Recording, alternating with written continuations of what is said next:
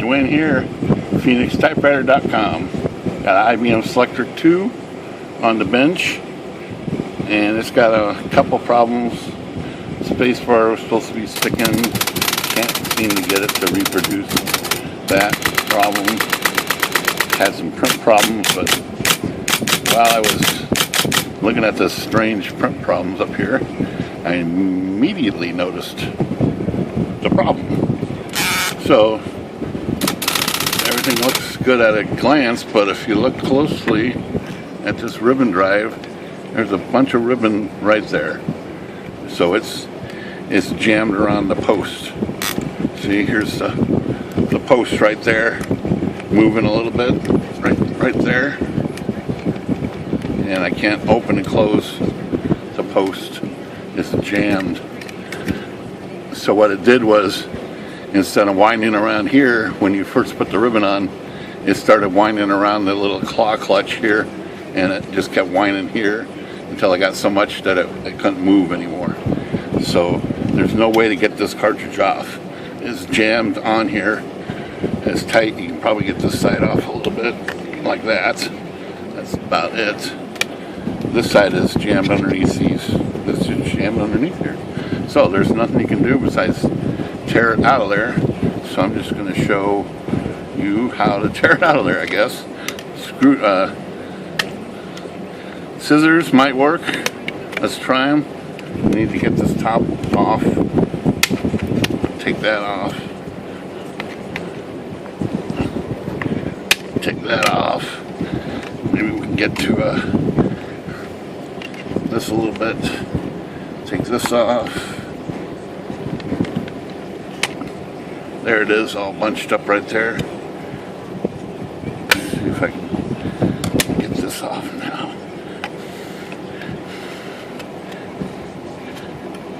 Nope. So let's put another cut under here.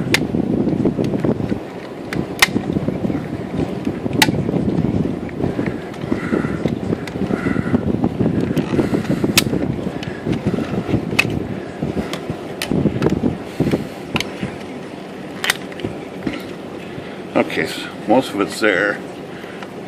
I think this might come off. Nope. So it's got a platform on the bottom. We gotta separate that too. Maybe we can get it here on the sides. Oops. Turn this guy off. There. Let's see. Okay. So I got that off. There's the new stuff. There's the old stuff. And all you can do here is manipulate this red arm here.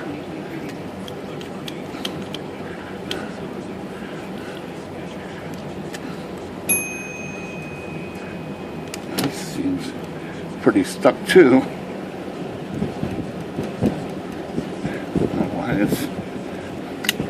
Okay, so I had this open, had to have that closed, get this to move, and then we just gotta, there's no quick way to get this off here either. Oh, there it goes, a lot of it came off, like that, and then just gotta peel the rest of it off.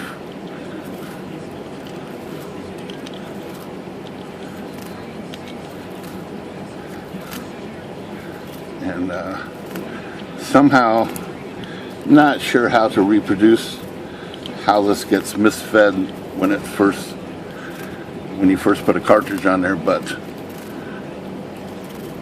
it's not uncommon to happen. What I think my theory is, when these are being installed, there's just a little too much slack in the ribbon, and then it grabs these teeth right here. It grabs these teeth in the wrong way. Let's see how this looks here when we get to the center.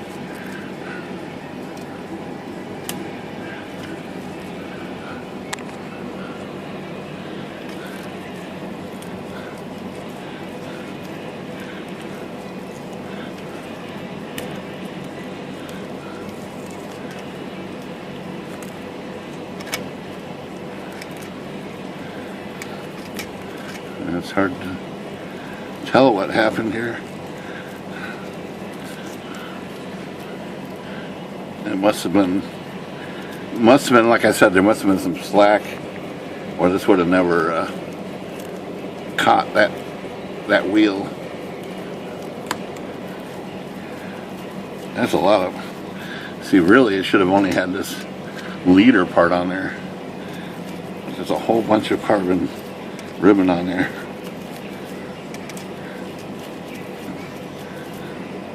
It's just about,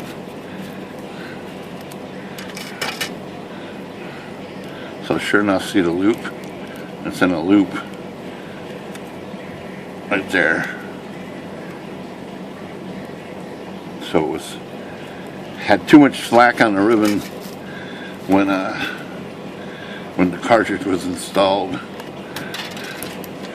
Okay, so what I mean by too much slack on the ribbon is exactly that. So there's open, ready to go, and there's the leader.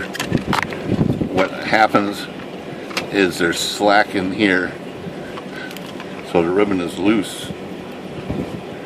It gets loose from shipping or handling, and then it buckles up under here, and it builds up in here. Then when you stick it on, it goes down the wrong shaft, and you don't really realize it till it's all bound up in there.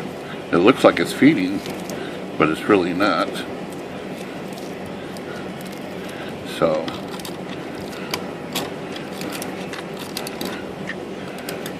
just got to make sure that the ribbon is semi-tight when you install it, and this white piece should come right to the edge there,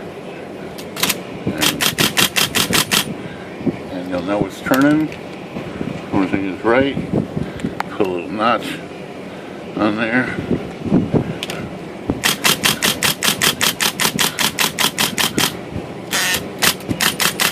And you can see that slowly turning.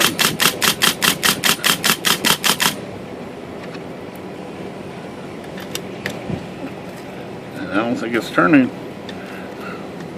Oh, there we go. That'd be better.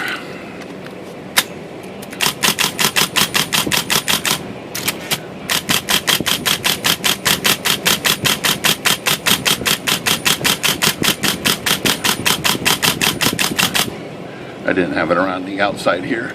That's important. So yeah, just make sure it's tight when you put it on here, and that's how you rip an old ribbon cartridge off that got jammed. All right, Phoenix Typewriter, good day.